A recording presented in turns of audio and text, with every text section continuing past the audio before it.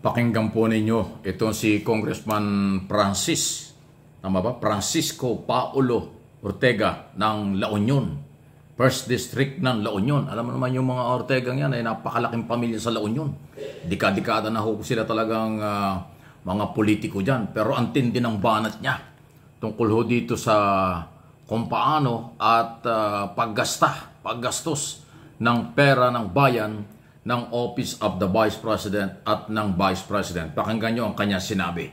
Dito talagang malalaglag kayo sa upuan. Napakadiin, napakatindi. Kung anong laking pagkatao, kasi ang laking tao po, ang laking mama nito si Congressman eh. Pero ganong kalaki din ang kanyang tapang at tahasang sinabi laban kay Sara Duterte.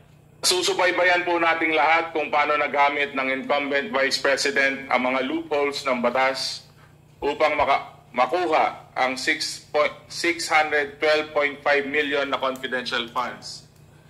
2 Pasko ang lumipas na nalustay niya at kasabwat niya ang pera ng bayan. Para siyang Santa Claus ng OVP at DepEd na namimigay ng pera na pinaghirapan ng taong bayan. Pero hindi pinapamigay, mukhang binubulsa pa. In short, yumayaman si VP Sara at ang kanyang kasamahan, habang marami pa ang kumakapit pa rin sa patalim. Itong unting patak ng pera mula sa supposedly charitable programs ay makakalunas sa paghihirap at lalong-lalo na sa karamihan. Pwede na rin sana itong pangtulong at kung hindi sana niya binulsa. This is a crime of the highest order. This is not only a culpable violation of the Constitution, but a betrayal of the trust of the people that had been given to her. Mahigit kalahating bilyong piso. Ilang classroom na sana ang napagawa nito, ilang libro na at laptop sana ang nabili at nagamit ng perang ito. Ilang feeding programs na po, Mr. Chair, ang maaring isinagawa. Hindi ito biro. Hindi biro ang kalahating bilyong piso. Sa laking bagay sana kung nilaan ang perang ito sa lehitimong programa ng gobyerno. Ang tindi. Ayan, no? Ang lupit, ha? Nadinig nyo? Madiin. Ibinulsa raw. Nagpayaman daw. At para daw Santa Claus sa loob ng 2 taon o 2 Paskong nakaraan nung ito ay DepEd Secretary at siyempre Vice President. Kasi nga 612.5 billion pera ang 612.5 million pera ang pinag-usapang pag-aari ng taong bayan. Grabe, ano? Grabe yung diin na sinasabing nagpayaman ang siya at ng kanyang kasamahan paglustay ng pera ng bayan. Ayan po. Galing po yan sa malaking angkan ng mga politiko, lalo na sa lokal, dyan sa La Union. Kasi alam naman natin, ang La Union province, Ortega talaga yan, from governor to mayor, congressman, iba pa, talagang mahal na mga taga La Union yung pamilyang yan. Hindi ho yan nawawala yung pamilyang yan. At matindi.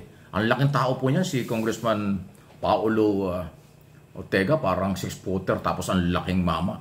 Pero ganun din kalaki ang tapang at tahasang after nga po ng 7 hearing ng Blue Ribbon Committee. Ewan ko kung paano sasagutin niya ni Sara Duterte. Yung napakadiin na pahayag na yan. Parang kumbinsido siya doon sa mga nakarang hearing. Dahil talaga naman katulad ng maraming Pilipino, naniniwala na hindi tama ang pinagkagastusan. Dahil nga 4,000 acknowledgement receipt. 405 ang chinek na sa Philippine Statistics Authority, walang matino na pangalan at tao. Walang birth certificate. Walang death certificate yung mga taong inilagay, pinirmahan at inisyuhan ng nakakalulang pera ng bayan sa Office of the Vice President at ng DepEd. Ang lupit. Kaya hindi mo masisi ang mga congressman. Marami hong congressman na nagdiin ng ganyan. Dahil nga 7 ulit na nag-hearing, pagkatapos, si Vice President walang malinaw na mga sagot ng insulto pa sa mga congressman. So ayan, ang sipa. Eh alam nyo, yung mga congressman, sabi ko nga sa inyo, may mandato yan. Elected yung mga yan eh. Hindi ho basta-basta pwedeng gibain yan. Kung yung vice president na elected din ang mga congressman, mayroon ho yung sariling kapangyarihan. At hindi pwedeng sapawan at hindi pwedeng ibaliwala ang kailang kapangyarihan kahit na vice president pa. O kahit sino pa. Kahit nga presidente. Nire-respeto ng Pangulo ang elected congressman at elected senador. O kahit elected local government unit. Hindi niya sinasapawan.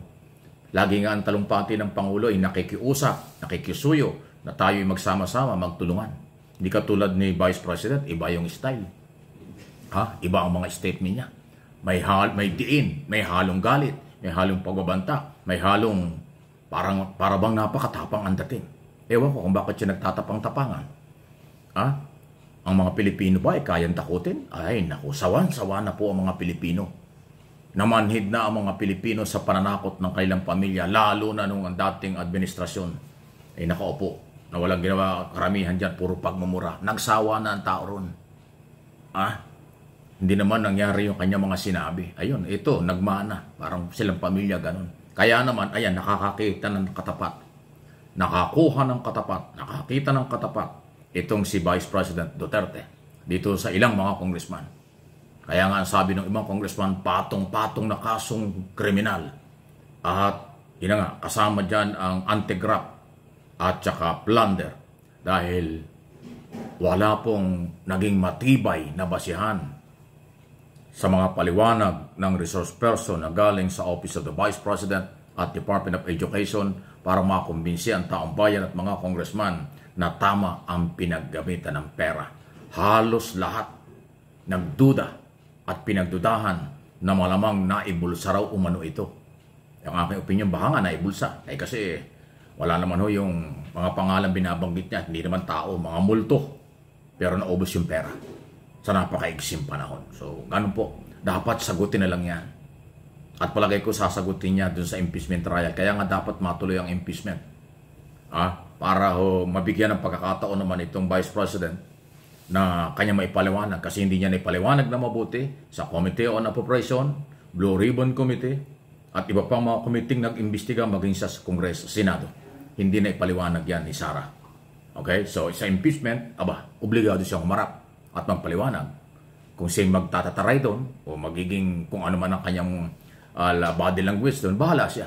Bahala ang mga senador. Although, may mga senador na pro-Duterte, pero ang paghuhusga at pagpapasya ng taong bayan ay mas malakas sa Senado at Kongreso kasi ang mamamayang Pilipino may-ari ng pera na nagtatanong saan mo dinala. Ay tama ba yung sinabi ni Congressman Ortega na 2 taon kang naging Santa Claus na pera ng bayan ang ginamit? Wow! Sana all! Please like, share, okay, ng ating mga video sa inyong mga kaibigan sa buong mundo. Okay? At subscribe na rin kung hindi pa kayo. Nag-subscribe, follow.